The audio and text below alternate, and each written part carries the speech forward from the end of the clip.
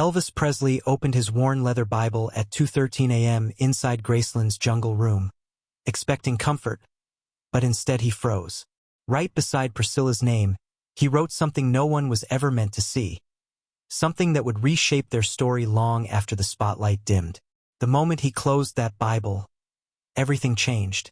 Graceland, February 12, 1976. 2 a.m. The hour when most homes finally exhale. But not this one.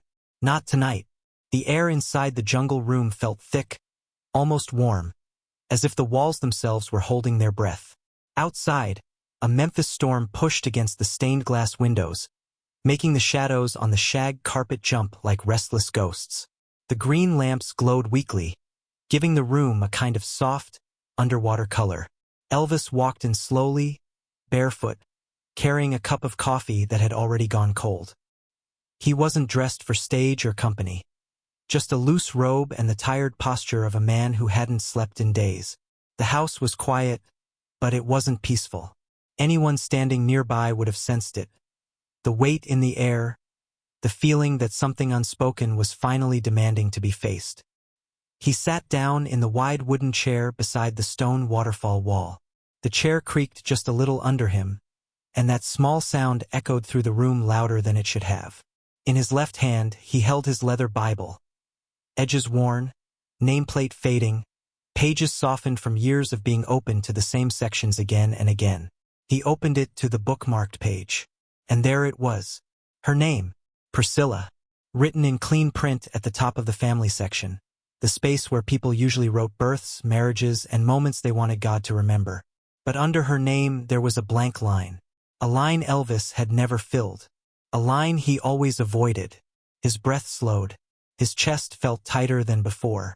Why does a man wait until the world is asleep before he faces the things that hurt most? Why do the biggest choices come not with applause, but in lonely, silent hours like this? A drop of water tapped against the window. Then another. The storm rolled closer.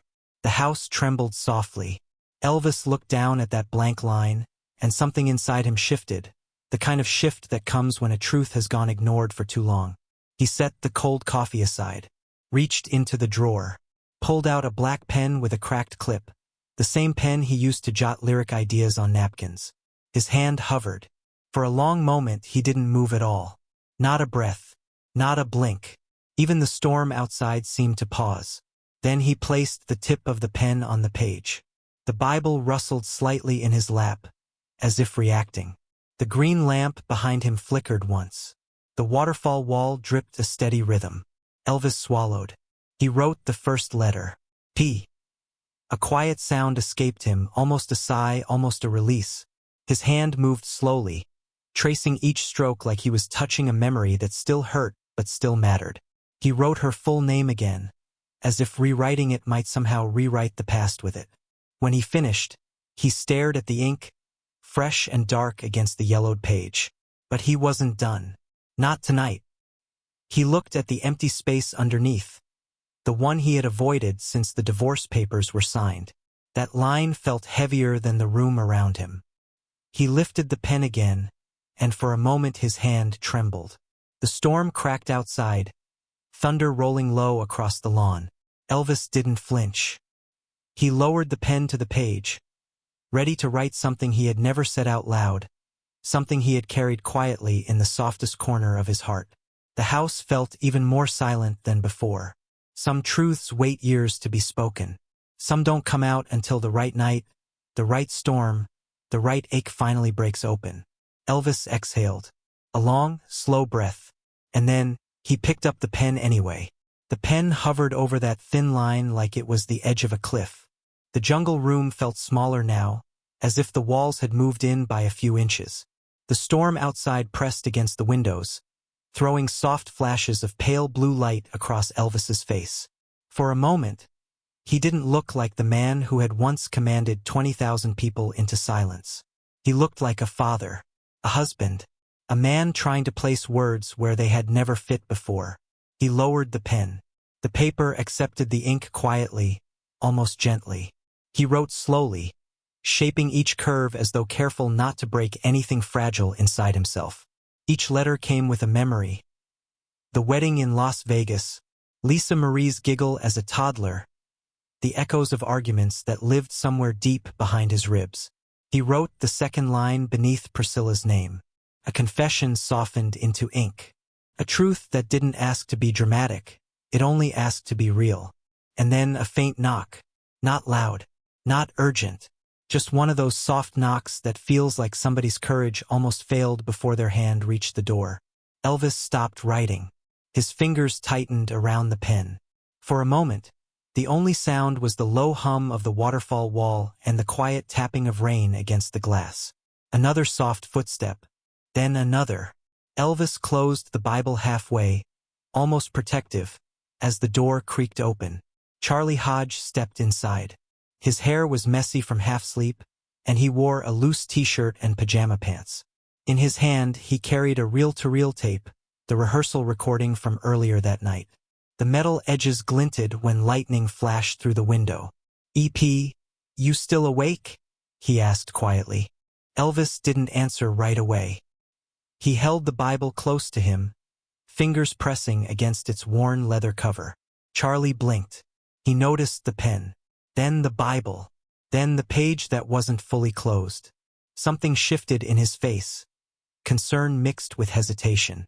Charlie had been with Elvis long enough to recognize the difference between creative frustration and emotional weight.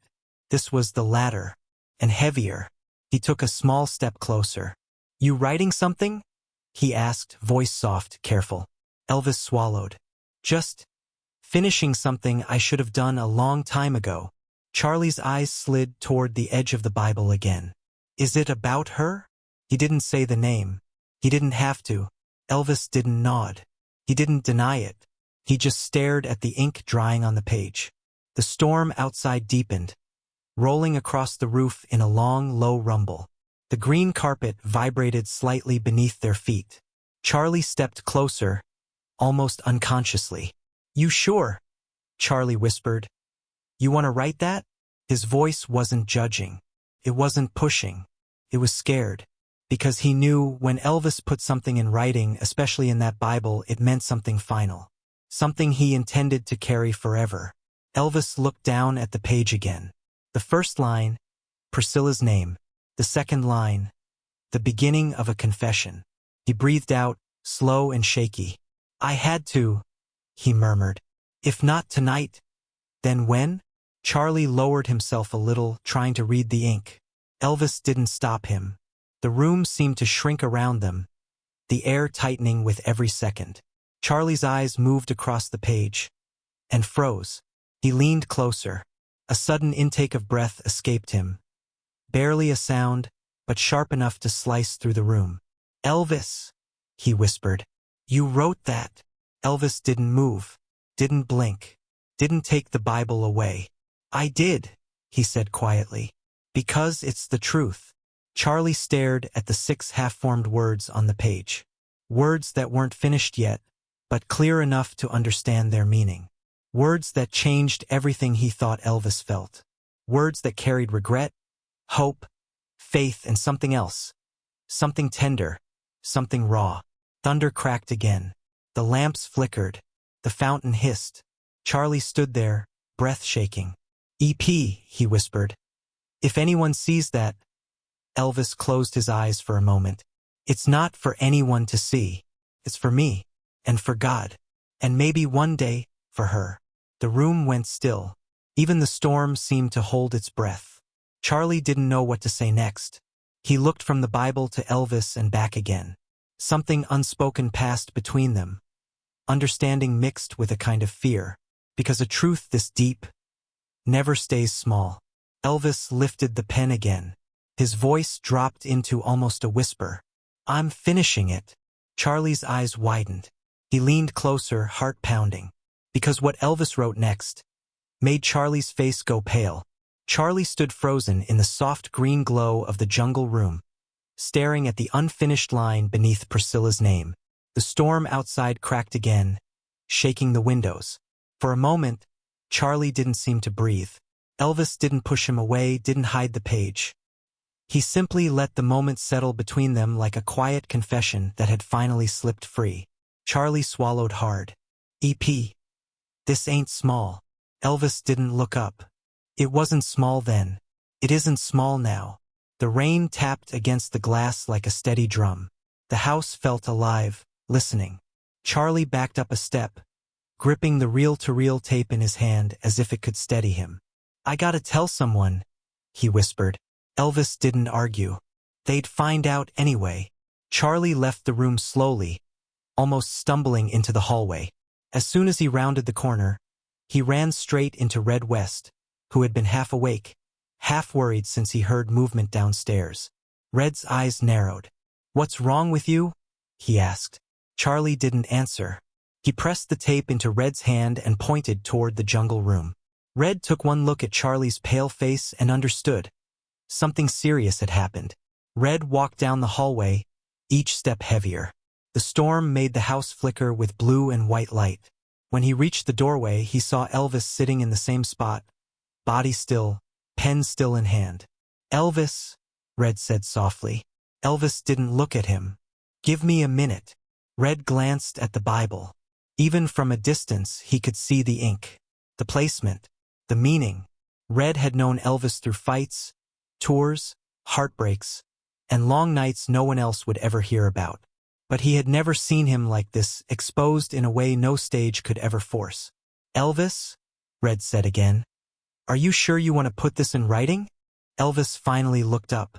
His eyes were clearer now, almost calmer. "Some things hurt more when you keep running from them." Another thunder roll echoed across the house. Lamps flickered. The waterfall wall gave a soft hiss as water trickled down the stones. Red stepped inside fully now, closing the door behind them. Charlie hovered outside, uncertain whether he should come back or leave them alone. "What did you write?" Red asked. Elvis didn't answer him. Instead, he closed the Bible gently, like it was something fragile he needed to protect. He held it against his chest for a long moment, breathing deep. "Where's Jerry?" Elvis asked.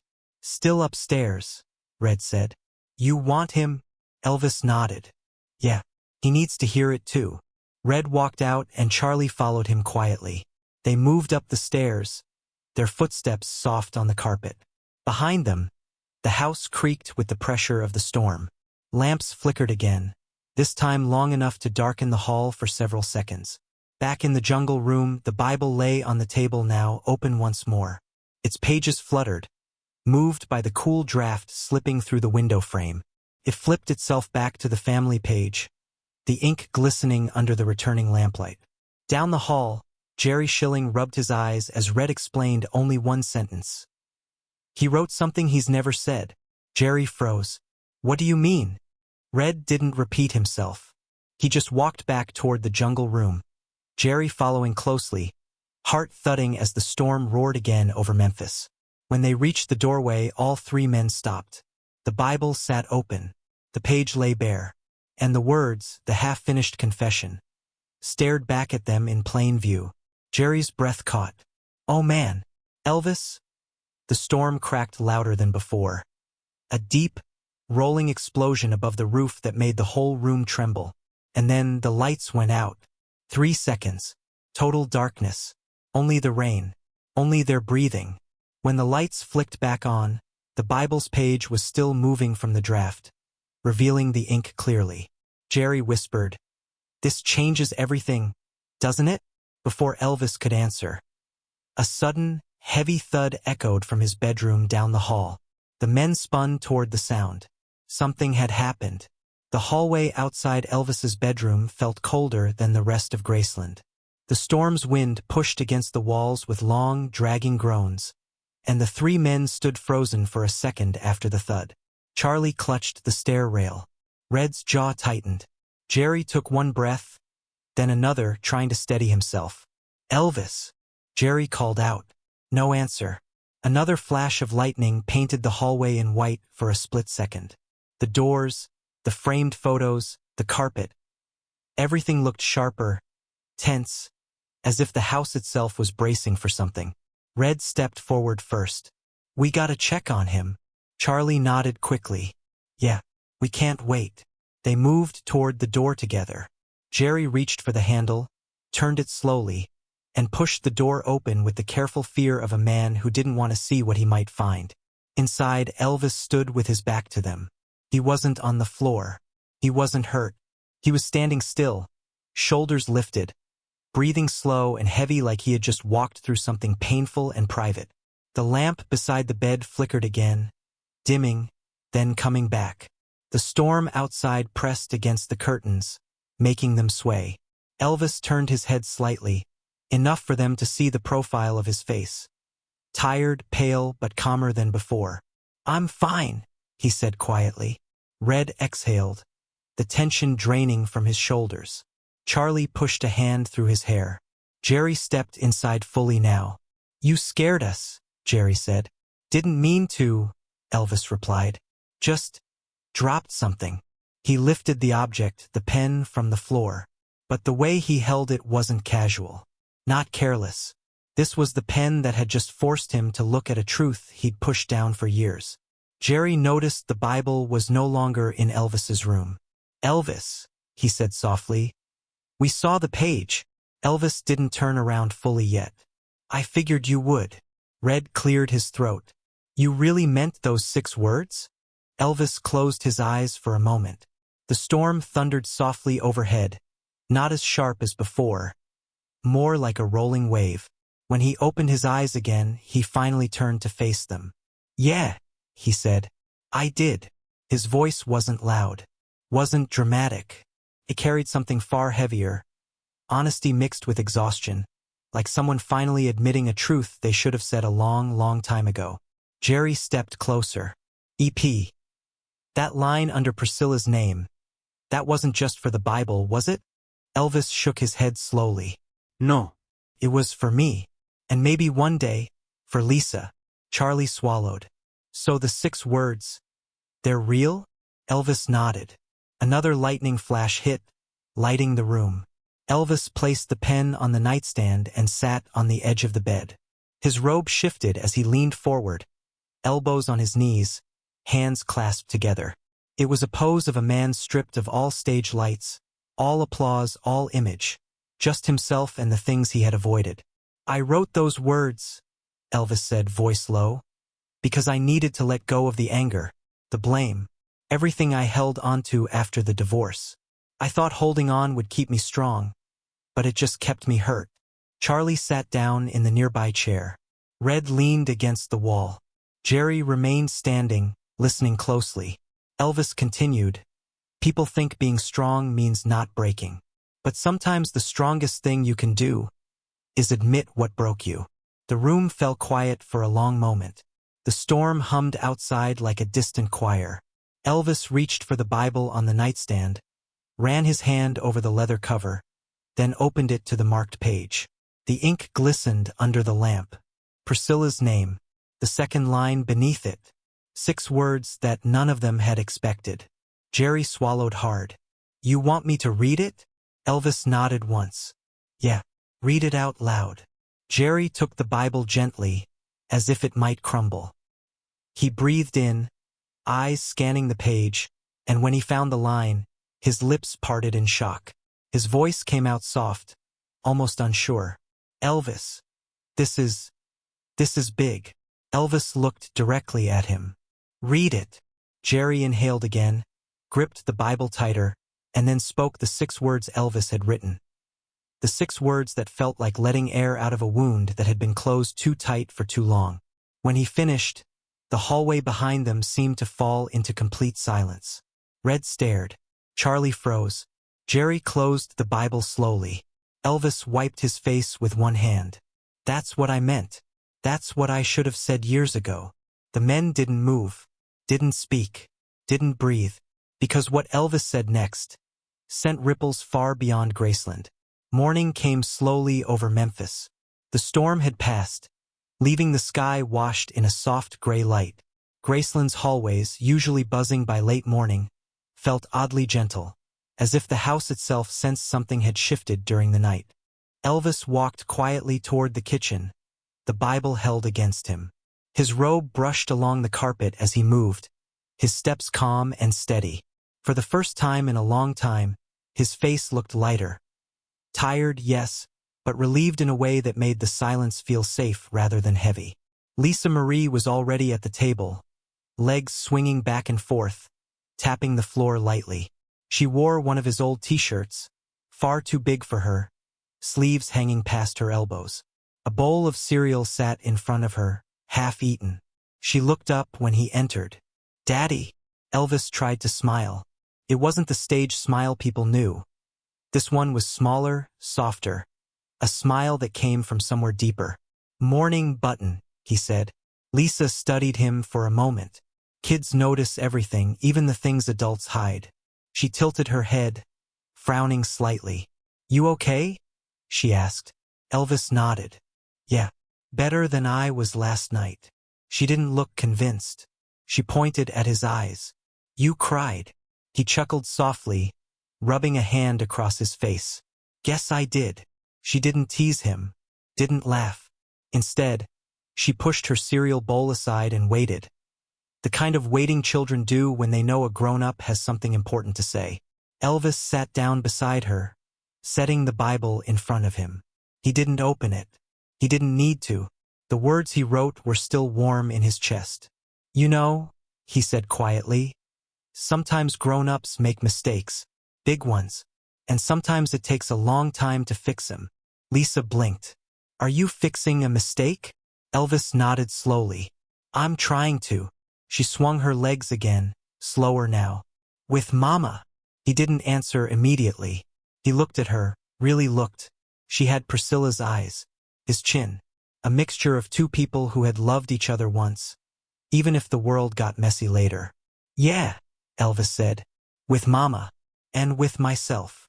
Lisa leaned her head on his arm. "I'm glad."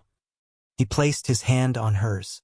The kitchen was quiet except for the low hum of the refrigerator and the soft chirping outside from birds returning after the storm. Elvis took a breath, steady and deep. "There's something I want to promise you," he said. Lisa lifted her head. "What kind of promise?" He glanced at the Bible but still didn't open it. "The kind that means I'm gonna try harder," he said. "To be better. To let go of things that hurt us. To love without all the old shadows getting in the way." Lisa didn't fully understand. Not yet. But she understood enough to give a small smile that reached her eyes. "Okay," she said softly. "I like that promise." Elvis pulled her into a gentle hug. The kind that lasted.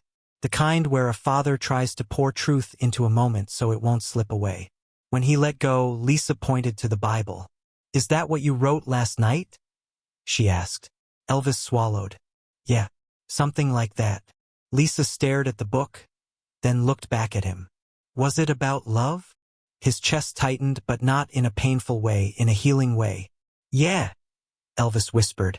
"It was." Lisa nodded, as if that answered everything she needed. Then she stood, walked toward the doorway, and paused. "You looked different today," she said. "How so?" Elvis asked. She smiled gently. "You look more like my dad." Elvis's eyes stung again, but he didn't hide it. Some moments deserve to be felt all the way through. And as Lisa walked out, her voice drifting behind her, he realized something quietly, powerfully true. Last night had changed him. Graceland, August 17th, 1977. The day after Elvis passed, the house felt hollow in a way no silence could ever explain. Staff walked slowly. Friends whispered instead of speaking. Even the air seemed to move differently, as if it understood that a giant had fallen. In the dim archive room below the mansion, everything Elvis ever kept was being gently sorted. Scarves, rings, handwritten notes, stage passes, bootleg tapes, and boxes labeled in faded ink. One of them read, "Archive Box Number 117, Presley Personal Faith Items." The Bible was inside. No one touched it at first. It sat on a small wooden table, its leather cover worn smooth from years of being held in tired hands. The page marker stuck out slightly the way Elvis had left it. The edges looked darker, almost softened by time and storms and memories. 3 days later, archivist Angie Marchese finally lifted the book carefully. She was young then, soft-spoken, respectful of every item she handled. She opened the Bible slowly, expecting notes in the margins, maybe lyric sketches, little things Elvis often wrote when inspiration struck late at night. But when she reached the family page, she froze. Priscilla's name, and beneath it, 6 handwritten words. Angie read them once, then again. Then she covered her mouth because she understood instantly. This was not a lyric, not a stray thought, not a fan gift. This was something Elvis had written for his own heart. A real confession, private promise, a truth he didn't share on stage, in interviews, or with cameras. And she wasn't sure anyone else had ever seen it. She touched the edge of the page gently. The ink had faded only slightly, as if it still remembered the night it was written. Angie looked up from the table, blinking back a sting of emotion she didn't expect to feel. "This is precious," she whispered. Word traveled quietly to Graceland's staff. Not public, not yet, just soft murmurs among the people who loved him, who protected him, who understood how lonely a legend could be. Weeks passed, and the story of the 6 words found its way into a small circle. Red, Jerry, Charlie, the men who were there the night the storm shook the windows. They confirmed quietly that yes, Elvis had written it, and yes, it mattered. The story could have ended there, hidden away forever. But it didn't, because love has a strange way of reaching beyond time. Years later, in the late 1990s, the Bible was shown to Priscilla in a private moment during an archival review. She didn't touch it at first. She just stared at the page. Her name, written twice, and the line beneath it. She read the words silently. Her breath caught. A softness filled her eyes, the kind that comes from remembering the beginning of something that ended too loudly. She pressed a hand to her chest and whispered, "He always carried too much on his own." She didn't cry, but she didn't speak for a long moment either. Instead, she closed the Bible gently, the same way he had closed it the night he wrote the line. In the early 2000s, a quiet reconciliation moment happened between Priscilla and Lisa Marie. They never described it publicly, but a staff member remembered Lisa holding the Bible in her lap, brushing her thumb across the place where Elvis's handwriting still lived. "It feels like him," Lisa whispered. A few years later, a small plaque appeared near the Graceland archival wing. It didn't quote the 6 words. Those stayed private, but it carried a simple line. "Some truths live in ink, some live in the heart." Fans began whispering about the message Elvis wrote for Priscilla. Bootleg tapes referenced it. Fan club newsletters mentioned it in soft, respectful tones. The story traveled. Quietly, gently, lastingly. Because even long after Elvis was gone, one thing remained clear. Those 6 words still carried his heartbeat.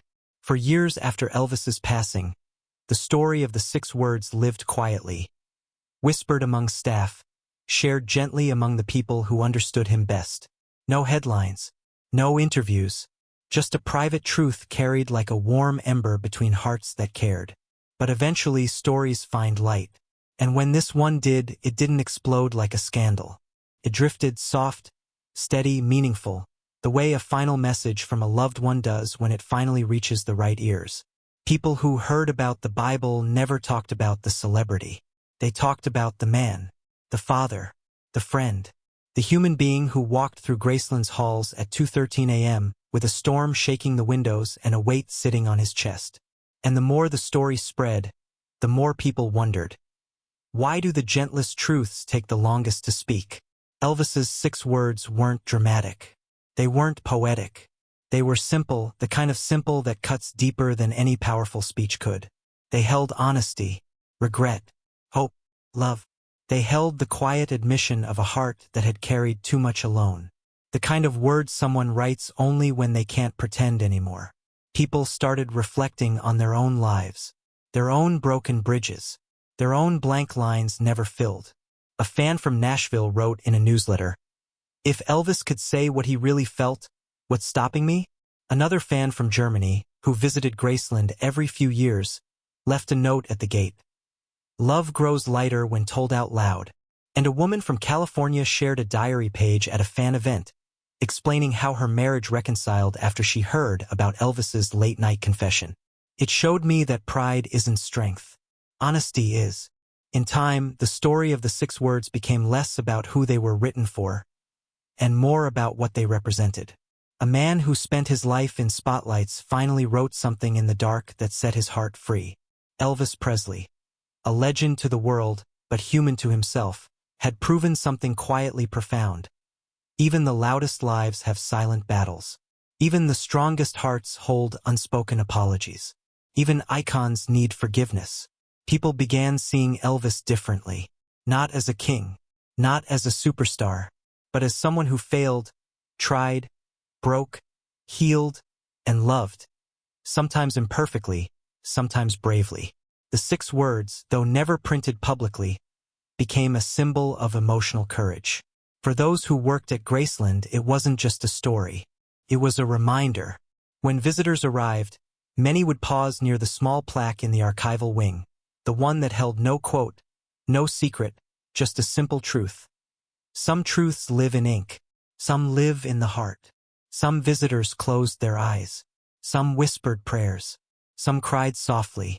Some touched the glass as if reaching for the version of Elvis that only a few people ever knew. And in a way, they were reaching him. Not the man on stage. Not the voice on the records. Not the face on posters. They were reaching the man who sat alone in the jungle room, writing a line he was too human, too vulnerable, too honest to ever say out loud. A line that carried healing.